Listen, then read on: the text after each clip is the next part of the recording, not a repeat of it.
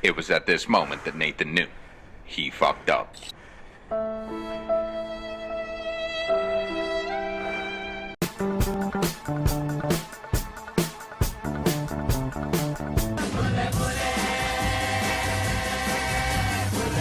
What's up guys, Bule, doyan motor, welcome back to the channel. A bit of background. I was finishing a video a bit special that will be published very soon, I hope.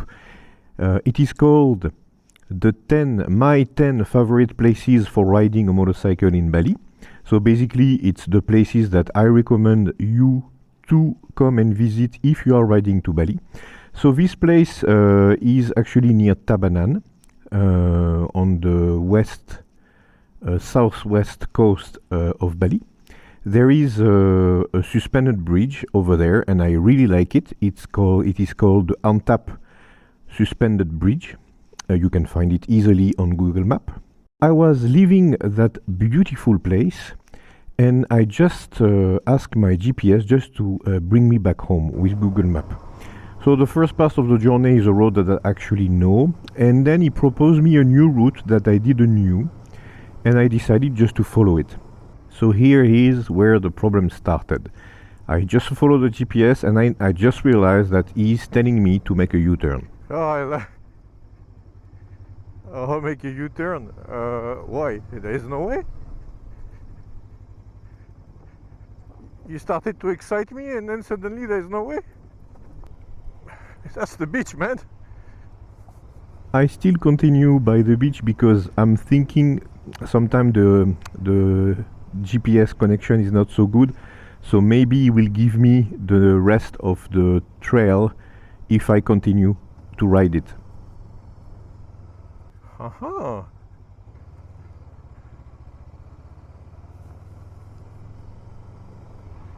Oh wow.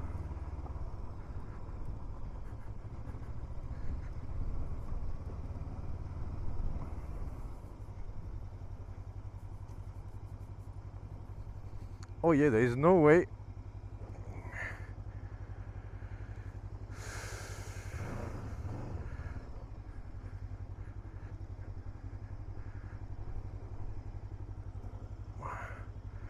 Or the beach.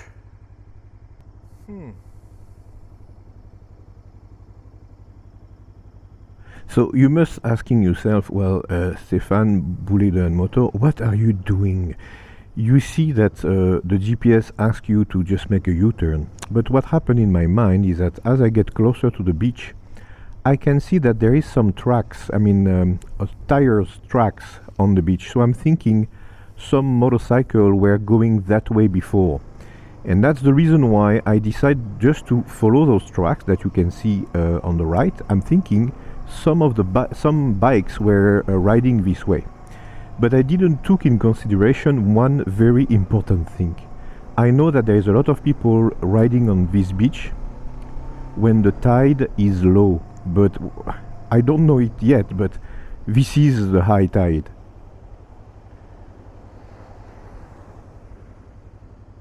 Water is coming up or coming down? That explains why we cannot see the track going anywhere, it just goes to the sea. So that means that some motorcycle earlier during that day were riding on the beach.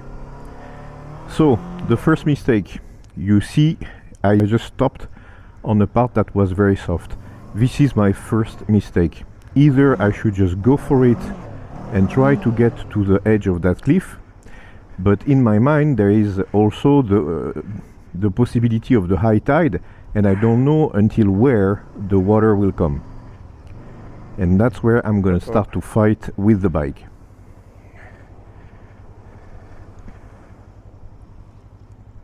I'm trying to get some traction, and I get a bit of traction by moving like that and really sitting hard on the seat. But the problem is that if you dig a hole in the deep sand, what will happen is that the bike bash plate at one point will touch the sand, and then you are stuck.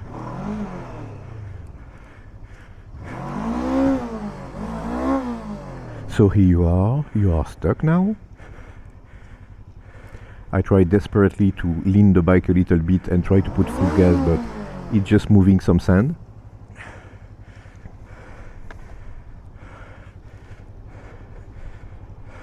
Time to see how deep I am.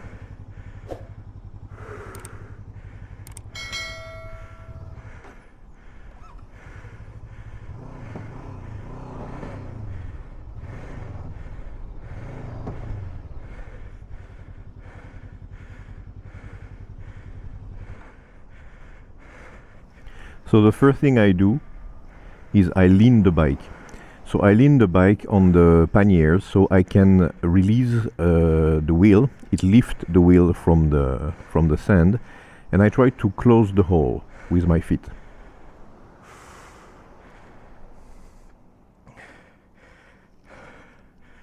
You can feel that my heart rate is going up because a lot of things are going through my mind, like how fast the water will go up. So I put the bike standing up,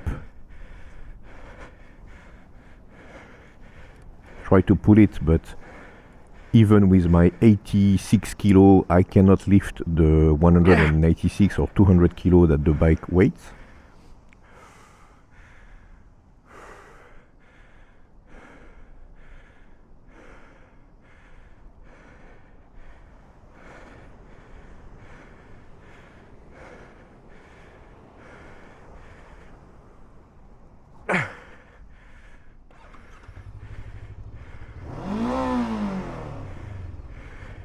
Another desperate attempt to put full gas and get out from the hole, but actually I make things going worse. I dig a hole even bigger.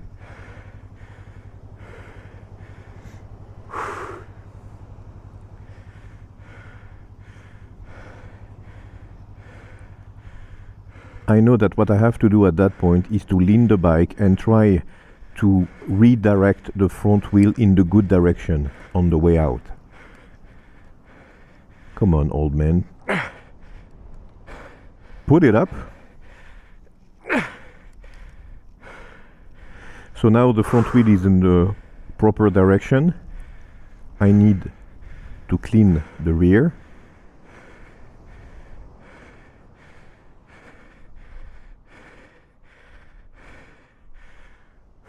But still, I didn't dug enough sand out of the rear wheel.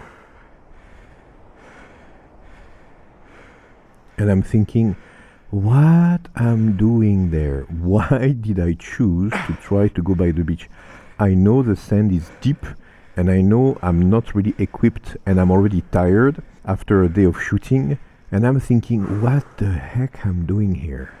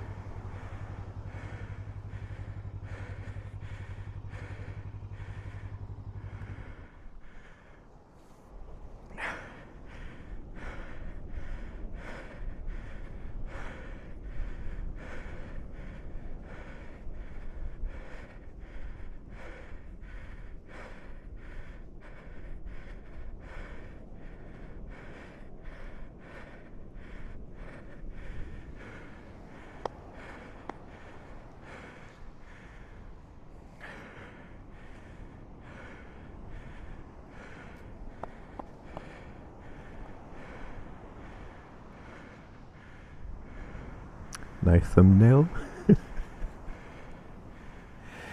And now I just get it. I know what I have to do. I need to lean the bike a last time, release the wheel, and try to move it a little bit more. I see how deep it is.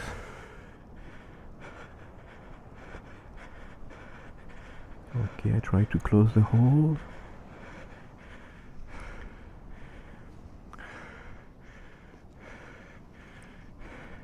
Put it in back up. I assess if the bash plate still touch the ground or not.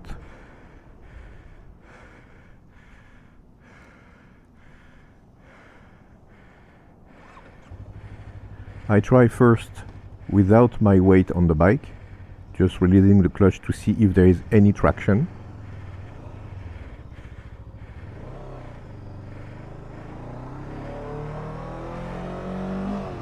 There is still not enough traction, unfortunately.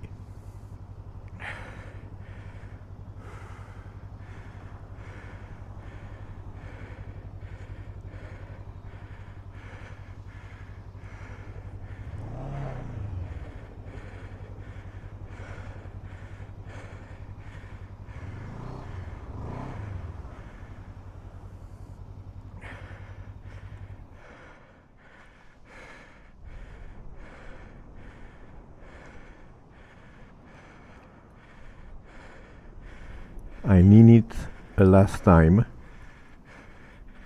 pull the front,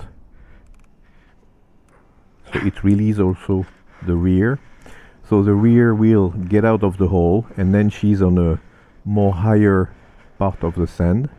I will clean it, close the hole under the bike, so then when I lift the bike up, I can have a better position to restart.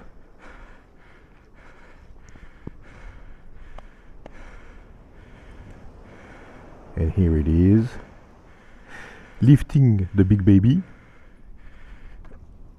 for the last time, and in a few seconds we're gonna be free.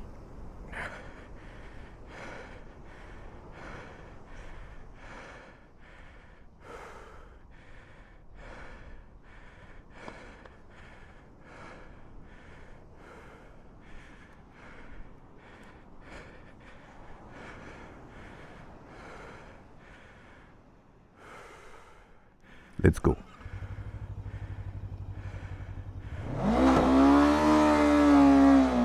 And the key here is, as soon as you take some speed, do not slow down, just go for it. Otherwise, if you stop, you're gonna dig another hole.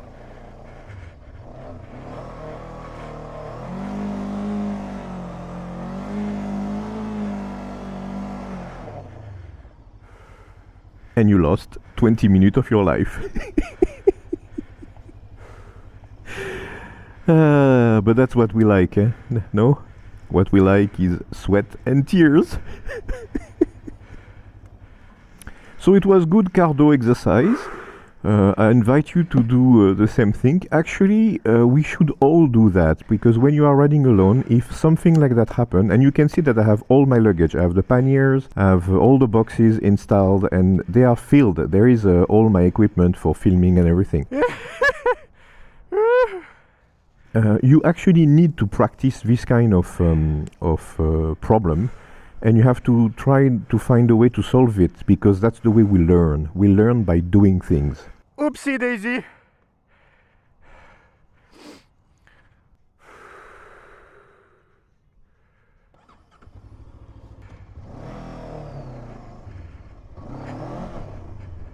So I hope you enjoyed that video, guys. See you soon for other adventures. See you. Bye bye bye. Google Map, Google Map.